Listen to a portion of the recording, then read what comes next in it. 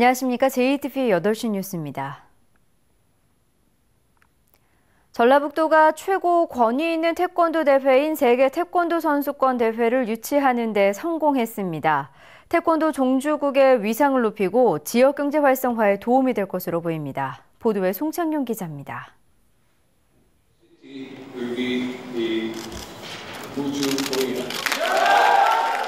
2017 세계 태권도 선수권 대회가 무주에서 열립니다.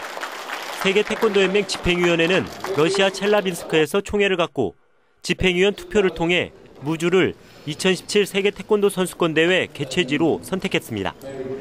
무주와 경쟁 상대인 터키 삼순시가 각각 몇 표를 얻었는지 결과는 공개하지 않았습니다.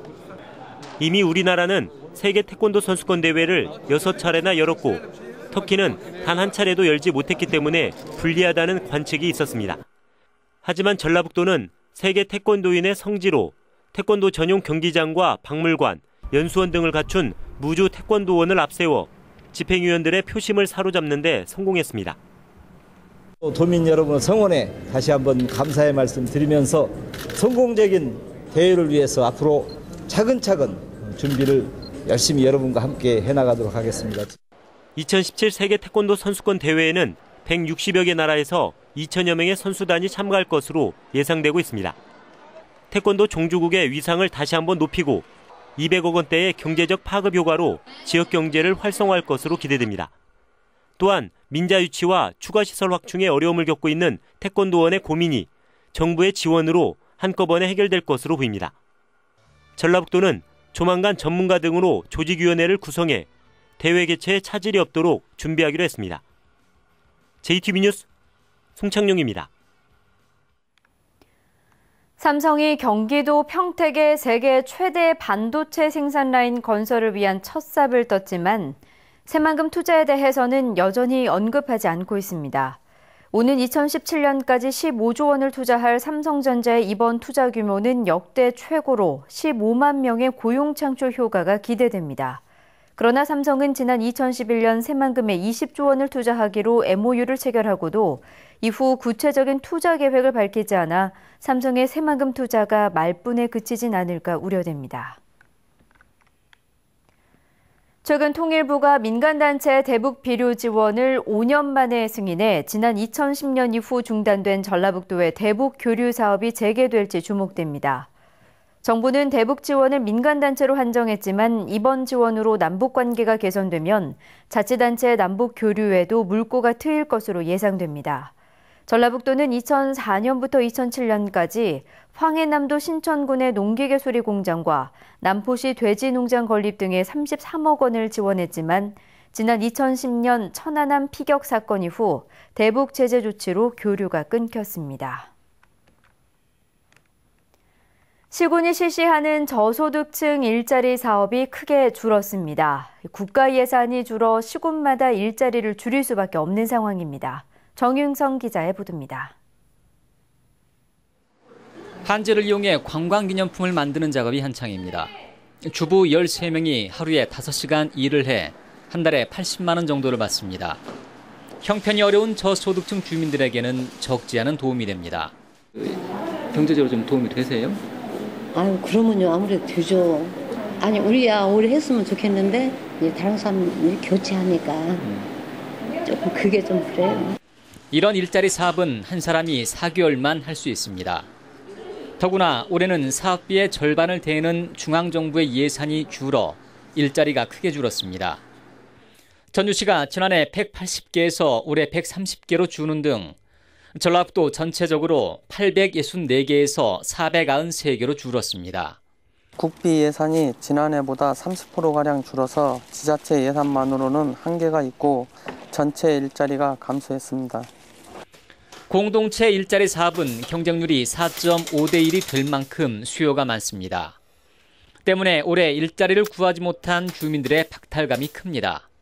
그 주위에서 이거 하려고 신청했다가 안 된 분도 좀 계시고. 많죠. 많지. 근데 이제 한 번도 안 온 사람 시키는가.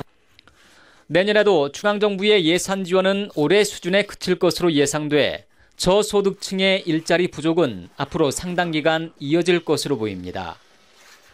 JTB 뉴스 정유정입니다.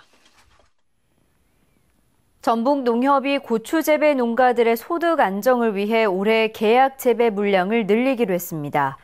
전북농협은 올해 계약 재배 물량을 1,600톤으로 지난해보다 10% 이상 늘리고 수급이 불안정할 때 대비해 수매와 출하 물량 조절 등 단계별 수급 대책을 세우기로 했습니다. 올해 전북의 고추 재배 면적은 지난해보다 5%가량 줄어들 것으로 예상됩니다. 익산의 초등학교와 고등학교 학생들이 붕괴 위험에 대한 안전점검을 한 결과 D등급을 받은 재난위험시설에서 수업을 받고 있습니다. 김진영 기자의 보도입니다. 지어진 지 40년이 넘은 익산의 한 고등학교입니다. 벽 곳곳에 커다란 금이가 있습니다. 건물이 내려앉을 우려가 커 기둥마다 임시 지지대를 설치했습니다. 빨리 가기 위해서 이게 뛰는 경우가 있습니다. 그럴 때 이 건물이 오래돼서 울리는 경향이 있거든요. 그럴 때마다 저희들은 혹시 건물이 무너나지 않을까. 인근의 초등학교 다목적 교실입니다. 벽은 쩍쩍 갈라졌고 외벽 곳곳이 떨어져 나갔습니다. 학교는 학생 안전을 위해 지난해 이 건물을 아예 폐쇄했습니다. 즉시 철거나 그런 건 아니고 이렇게 상황을 봐가면서 쓸 수 있다고 그러는데, 근데 제가 생각할 때는 학교라는 거는 민감하게 제가 안전에 대해서 의식을 갖고 있어야 되잖아요. 초등학교와 고등학교는 안전 점검 결과 붕괴 위험이 높은 D등급 판정을 받았습니다. D등급 건물은 재난위험시설로 분류돼 당장 개보수 등 대책이 마련돼야 합니다. 개보수가 시급하지만 예산 확보가 쉽지 않아 어려운 상황입니다. 저렇게 예산을 확보할 수밖에 없잖아요. 현재 저희는 이제 관리만 계속 저희들이 하고 있어요.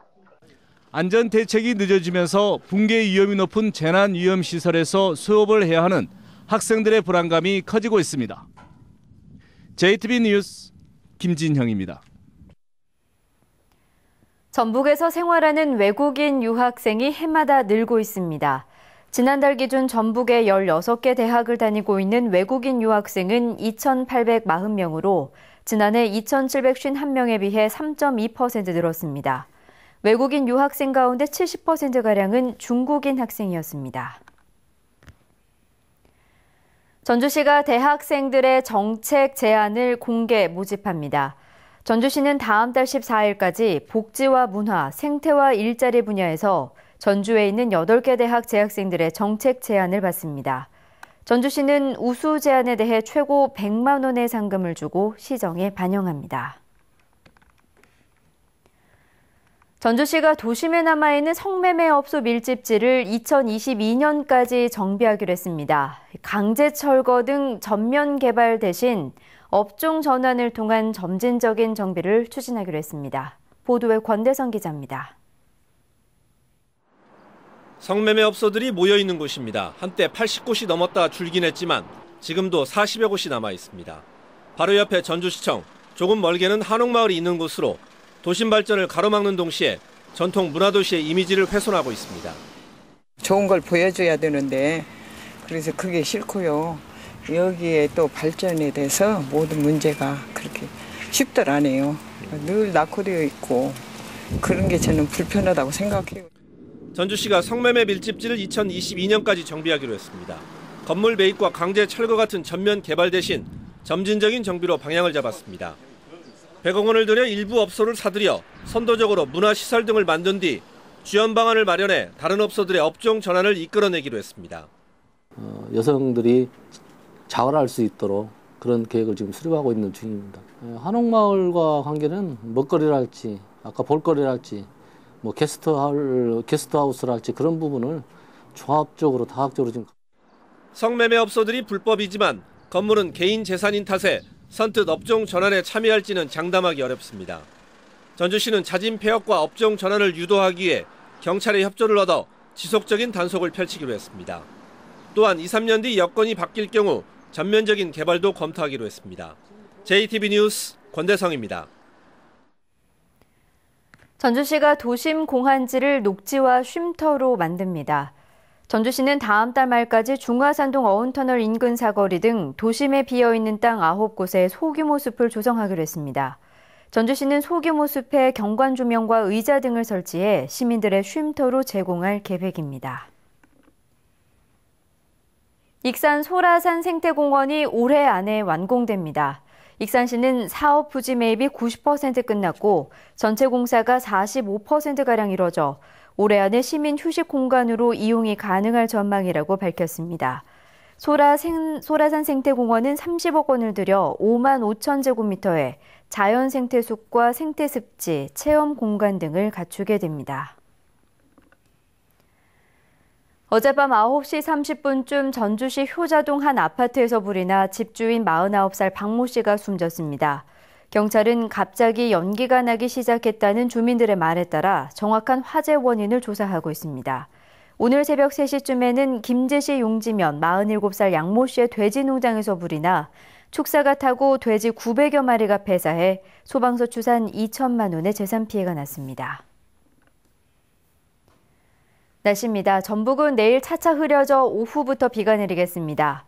곳에 따라 돌풍과 함께 천둥과 번개가 치는 곳이 있겠습니다. 군산과 김제 등 서해안 지역에는 오후부터 비가 내리겠습니다. 아침 최저 기온은 12도에서 13도, 낮 최고 기온은 23도에서 25도가 예상됩니다. 바닷물결은 오후에 2에서 4m로 높게 일겠습니다. 전주와 남원 등 내륙 지역에는 오후부터 비가 내리겠습니다. 아침 최저 기온은 9도에서 13도, 낮 최고 기온은 22도에서 25도가 예상됩니다. 비는 모레 오전에 점차 그치겠고 오는 금요일쯤 한 차례 더 비가 내리겠습니다.